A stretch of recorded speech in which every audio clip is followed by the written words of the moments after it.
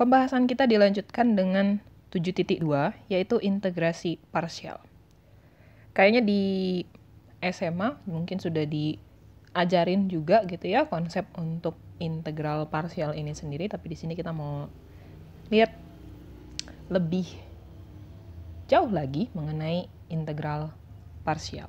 Nah, sebelum membahas rumus dari integral parsial, kalau di Madda 1 sebelumnya kita mengenal konsep dari turunan apabila terdapat dua fungsi yang dikalikan gitu ya. Jadi ada fungsi U, ada fungsi V. UX, PX gitu kan ya. Kalau misalnya mau mencari turunan dari UX, PX, maka dia jadi U aksen X, VX ditambah V aksen X, UX. Atau yang lebih gampang diingatnya gini ya, UV ini sama dengan U aksen P tambah V aksen U. Oke. U aksen P tambah V aksen U. Nah, dari bentuk ini, kalau misalnya kita modifikasi, kita ngambil UX V aksen X-nya, oke, UX V aksen X-nya, maka kita boleh geser si ininya ya, UX X-nya,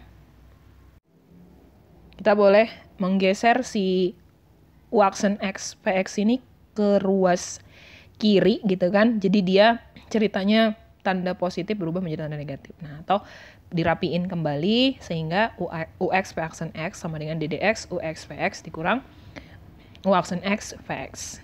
Nah, dari bentuk ini kita integralkan kedua ruas. Mengintegralkan kedua ruas, kita punya integral UX V aksen X DX. Oke.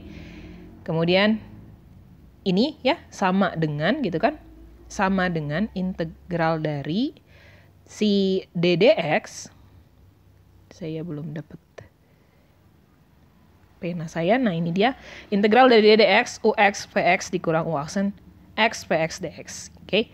Jadi ini akan ekivalen dengan bentuk di bawahnya. Kalau misalnya kamu cari integral dari sebuah turunan kan kembali ke fungsi yang di dalam turunan ini tadi kan. Jadi kembali ke UX PX. Sementara yang satu ini kita tetap kasih tanda integralnya ya di dalam integral U aksen X VX DX. Nah, sebenarnya ini adalah konsep awal dari penentuan suatu integral parsial. Oke, jadi lebih jelasnya di sini. Apabila diberikan integral U dV, pengerjaannya itu nanti jadi UV dikurang integral V du. Datangnya dari mana? Datangnya dari sini tadi loh. Oke, so integral U dV sama dengan UV dikurang integral V du. Ini kalau integralnya integral yang tak tentu. Tentu nanti diakhiri dengan plus C ya di hasil akhirnya.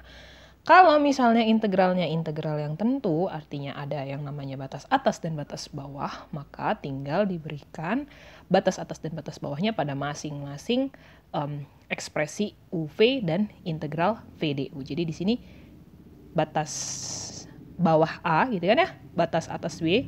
Jadi di hasilnya juga nanti di pengerjaannya untuk si UV kita berikan batas atas.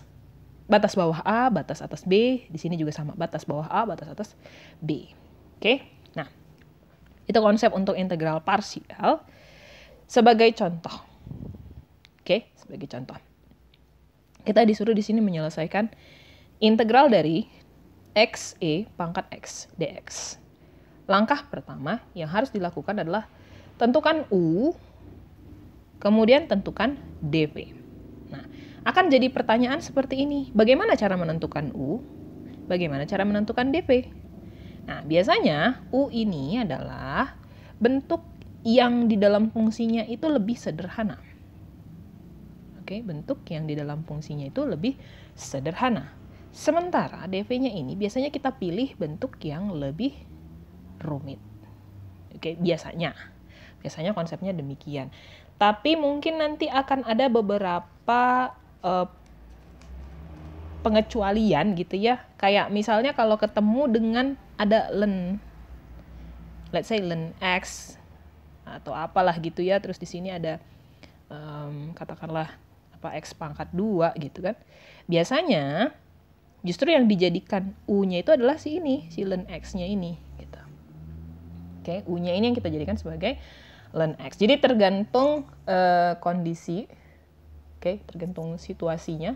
Tapi biasanya kita memilih U sebagai bentuk yang lebih sederhana dan DV sebagai bentuk yang lebih rumit. Atau mungkin bisa juga gini, U adalah bentuk yang lebih mudah ditentukan turunannya. DV adalah bentuk yang lebih mudah ditentukan integralnya. Ya. Nah, jadi di sini saya ambil U-nya adalah X. DV-nya adalah E pangkat X dx. Oke. Jadi setelah ditentukan U-nya, ditentukan DV-nya, sekarang langkah selanjutnya adalah menentukan DU dan menentukan si V-nya. Bagaimana menentukan DU-nya? Tentu turunkan ini. Kalau U sama dengan X, berarti DU adalah DX. Nah, bagaimana menentukan V-nya? Nah, itu diambil dari integral yang diberikan oleh si DV. Karena kita tahu bahwa V ini kan adalah integral dari DV ya. Anti turunannya gitu. Jadi tentukan si V-nya, berarti integral dari si E pangkat X dx. Ini harusnya E pangkat X ya, bukan EX. Penulisannya salah, nanti dibenerin. E pangkat X. So V-nya sama dengan E pangkat X. Apakah perlu menuliskan C tambah C? Bukan sesuatu yang wajib untuk menuliskannya, karena kan ini kepentingannya untuk menyelesaikan soal parsial. Jadi tidak diwajibkan untuk menuliskan plus C untuk V-nya sendiri gitu. So hanya cukup sampai dengan V sama dengan E pangkat X, udah bisa. Nah, langkah selanjutnya kita gunakan yang namanya rumus integral parsial. Tadi apa rumusnya? Integral U dV sama dengan UV dikurang integral V du. Nah, U-nya apa? X. U-nya X. Berarti masukin U sama dengan X. Here we go. U-nya sama dengan X. V-nya apa? E pangkat X. Masukin E pangkat X. Oke, kurang, gitu kan? Integral E pangkat X ini tadi. Oke, E pangkat X-nya ini tadi adalah si ini ya, V-nya ya. V-nya ini adalah E pangkat X. Terus DU-nya apa? DU-nya adalah si DX. Oke, ini tinggal dikerjain. Ini nggak usah disederhanakan lagi. Ini sudah bentuk paling sederhana. Sekarang kita ke sini. Integral dari E pangkat X, kita tahu hasilnya adalah E pangkat X. Sehingga di langkah selanjutnya adalah E pangkat X dikurang E pangkat X plus C. Jadi plus C itu dituliskan untuk penyelesaian akhirnya. Gitu. Nggak harus dituliskan di tadi ya, di tengah-tengah itu. Kalau mau disederhanakan, karena sama-sama ada E pangkat X di dalamnya sebagai faktor, kita boleh keluarkan E pangkat X sehingga hasil akhirnya adalah X dikurang 1 E pangkat X plus C. Selesai. Oke. Contoh berikutnya. Nah, contoh berikutnya ini adalah integral dari T akar T plus 1 dt. Oke, integral dari T akar T plus 1 dt. Nah, ini kita kerjain di sini aja ya, di catatannya aja. Ini dia. Nah, dalam hal ini kita menentukan U-nya sama dengan T dan menentukan dV-nya sebagai akar dari T plus 1 dt. Alasannya apa? Karena bentuk akar dari T plus 1 dt ini dia lebih rumit gitu. Jadi kita memilih ini sebagai bentuk dV-nya. Nah, sekarang diketahui U, diketahui dV. Langkah selanjutnya adalah menentukan DU. DU-nya tentu menjadi dt. Dan sekarang menentukan V-nya. Ya kan? V-nya apa nih? Nah, V-nya adalah tentu integral dari akar dari T plus 1 dt. Ini nggak bisa langsung diintegralkan. Kita boleh pakai teknik substitusi. So, kita pakai substitusi dulu ya. Pakai huruf, apa misalnya P. P sama dengan T plus 1 sebagai bentuk yang di bawah akar. Sedemikian sehingga dP-nya adalah dt. Jadi ceritanya ini kita nyelesain yang bagian ini dulu ya. Ini saya kasih gini dulu deh biar nanti bisa dibedain. So, kita kerjain yang bagian ini dulu. Ini ya. Jadi untuk bentuk akar dari T plus 1, saya besarin ya. T plus 1 dt ini sama dengan integral dari akar P ya, dP. Oke. Atau ini kan sama dengan integral dari P pangkat setengah ya, dP. P pangkat setengah, setengah plus 1 sama dengan 3/2. Kalau dibalikin 2/3. P pangkat 3/2. Oke. Jadi ini sama dengan 2/3 P kita substitusi T plus 1 pangkat 3/2.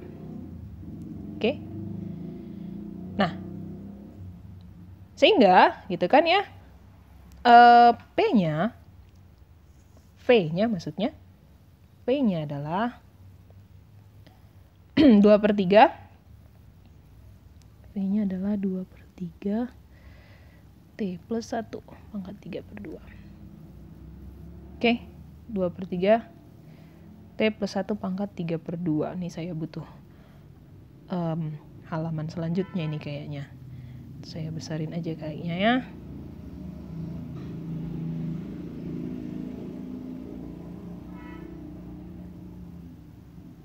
Oke. Nah, kalau gitu kita kembali ke bentuk ini tadi, parsialnya ya. Dalam bentuk parsialnya untuk integral dari T akar T plus 1 dt ini sama dengan, pisahkan berdasarkan bentuk parsialnya. Berarti kita punya U-nya tadi apa? Ya, T ya. T dikali dengan V-nya. V-nya apa? Ini 2/3. T plus 1 pangkat 3/2. Oke, dikurang integral dari, kan gitu, integral dari V du. V-nya apa? V-nya, nah ini 2/3 T plus 1 pangkat 3/2. Du-nya apa? dt ya. dt. Oke. Nah, sampai di sini dulu. Perhatikan di sana. Bentuk yang ini, ekspresi yang ini, yang saya kasih warna hijau, checklist ini nanti tinggal disederhanakan kan di akhir. Nah, sekarang yang ini. Nah, kalau yang ini berarti harus dikerjain lagi, mengintegralkan lagi sekali lagi, tapi dalam hal ini kita bisa pakai pemisalan boleh, atau pakai langsung juga bisa, anggap aja dia jadi P lagi gitu kan, P sama dengan T plus 1 gitu ya. Atau let's say kita bikin pengerjaannya di satu halaman terpisah lagi gitu kan, untuk mengerjakan yang bagian bintang ini. Nah, kita pakai pemisalan P sama dengan T plus 1, sehingga dP-nya sama dengan dt. Sehingga untuk mengerjakan 2/3 integral T plus 1 pangkat 3/2 dt. Oke, ini akan sama dengan 2/3 dari integral P pangkat 3/2 dP gitu ya. Oke, ini berarti 2/3 dikali sama 3/2 plus 1 5/2 kan gitu ya. 3/2 plus 1 sama dengan 5/2. Kalau dibalikin 2/5 P pangkat 5/2. Oke. Ini kalau disederhanakan jadi apa nih? 4/15. Bisa langsung ganti ya, P-nya langsung aja jadiin T plus 1 pangkat 5 plus C. It's okay, kalau mau ditulis nggak masalah. Nah, jadi sekarang hasil akhirnya gitu kan, kita balik lagi ke bentuk ini, ke bentuk yang di atasnya tadi. Nih saya geser dulu sebentar. Oke, hasil yang ini saya bawa ke bawah untuk integral T akar T plus 1 dt ini sama dengan, itu kan? Ini kalau mau dikaliin gimana? Oke, 2/3 T plus 1 pangkat 3/2. Kemudian yang ini ketika kamu tadi sudah selesaiin kan hasilnya ini ya, 4/15 T plus 1 pangkat 5 plus C. Berarti 4/15 kali 2/3 8/45 ya. Oke, 8/45 tapi pakai tanda negatif. 8/45 terus this one T plus 1 pangkat 5 plus C. Gitu ya.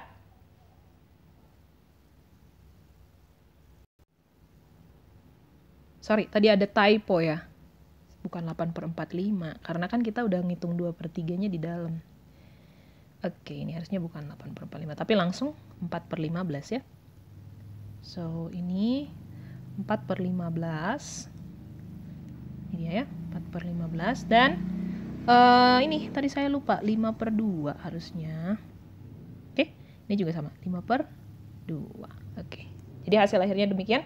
2/3 T kali T plus 1 pangkat 3/2 dikurang 4/15 T plus 1 pangkat 5/2 plus C. Itu saja. Oke, itu ya soal latihannya. Kita balik lagi ke slide. Nah, selain integral parsial yang tadi saya sudah sebutkan, soalnya itu ada lagi soal yang melibatkan integral parsial itu bisa 2 kali. Ya. Kalau tadi contoh sebelumnya kan ini kita ngeparsialnya sekali nih. Ya, pemisalan untuk U dan dv-nya itu sekali. Ada kalanya kita harus memisalkan lagi. Nah, itu yang integral parsial yang berjalan sampai dengan 2 kali. Oke. Nah, kalau yang seperti itu kita lihat soalnya ya. Nah, misalnya kayak gini. Tentukan nilai dari e pangkat x sin x dx. Di sini kita harus menggunakan integral parsial 2 kali. Saya ke notes aja ya. Oke, mana nih notes kita?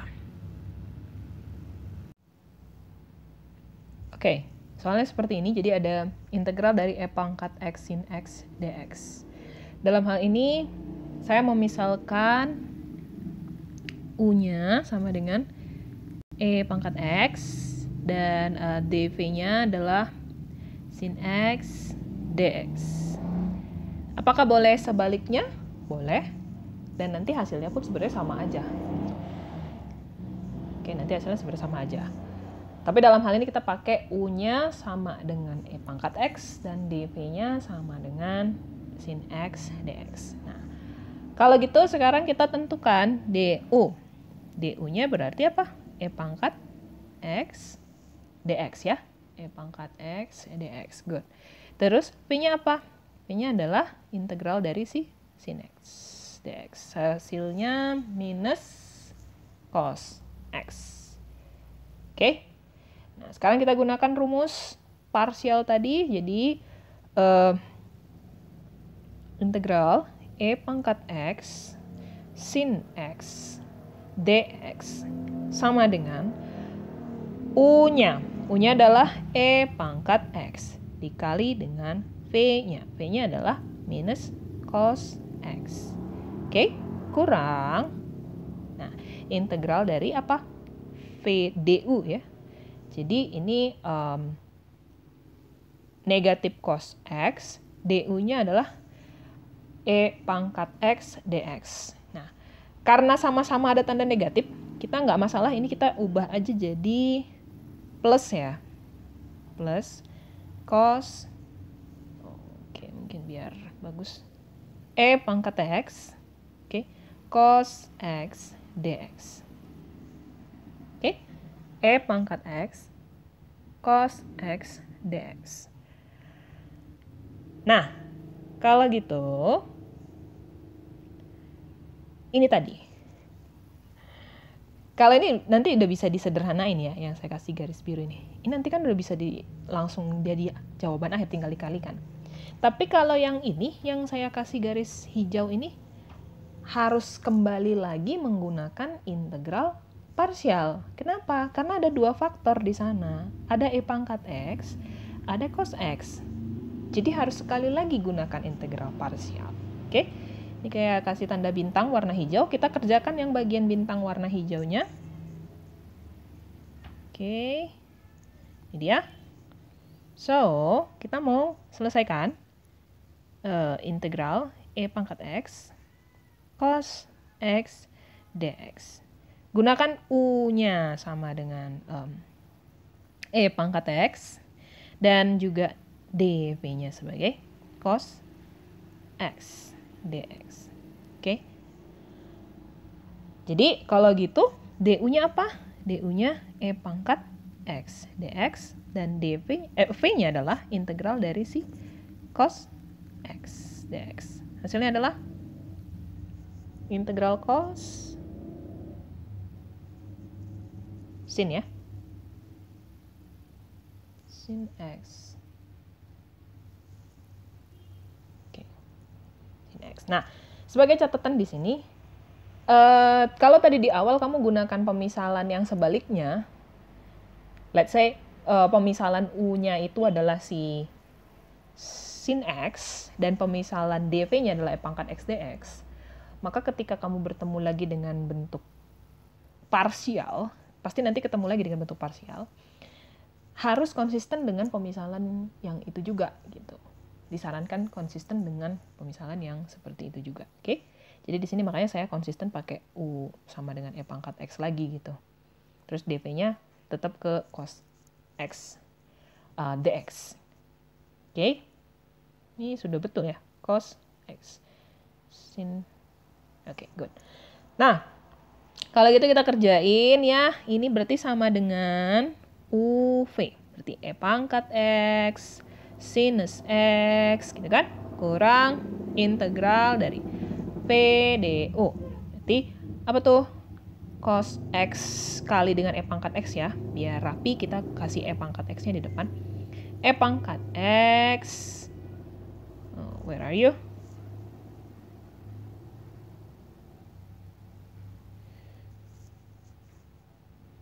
Sin X dx. Oke, V du. Du-nya pangkat X dx kan. Oke, good. Nah, ternyata ini ya, lagi-lagi terjebak sama si ini. Saya kasih apa? Pink. Ini lagi nih. Lagi-lagi terjebak dengan bentuk ini. Tapi sebenarnya ini kita udah mau selesai dengan soal yang diberikan di awal. Kenapa demikian? Tadi ekspresi soal di awal kan ini. E pangkat X sin X dx. Ya enggak? E pangkat X sin X dx. Nah, kalau gitu, apabila kita substitusi, oke, ke bentuk yang pertama, oke, apabila kita substitusi ke bentuk yang pertama, maksud saya gini loh, dari yang ini tadi ya. Tadi kita ada punya integral E pangkat X sin X dx sama dengan saya kasih negatifnya depan aja ya, negatif E pangkat X cos X, terus ditambah sama si ini ya, E pangkat X cos X dx, yang saya substitusikan dengan bentuk yang satu ini, maka ini jadinya E pangkat X sin X, kan gitu, dikurang integral dari E pangkat X sin X dx. Oke. Kita bikin aja gini lah ya. Ini bikin aja persamaan I1 nih. Ini persamaan I2.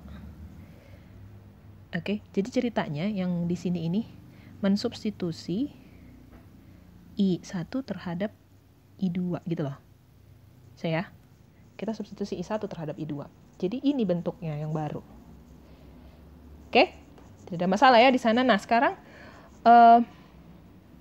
karena sama-sama ada bentuk integral E pangkat X sin X dx, dianggap suku yang sama, ini kita boleh geser ke kiri, pindah ruas ke kiri, sehingga tanda negatif berubah menjadi tanda positif. Sehingga ada dua integral E pangkat X sin X dx yang sama dengan negatif E pangkat X cos X plus E pangkat X sin X.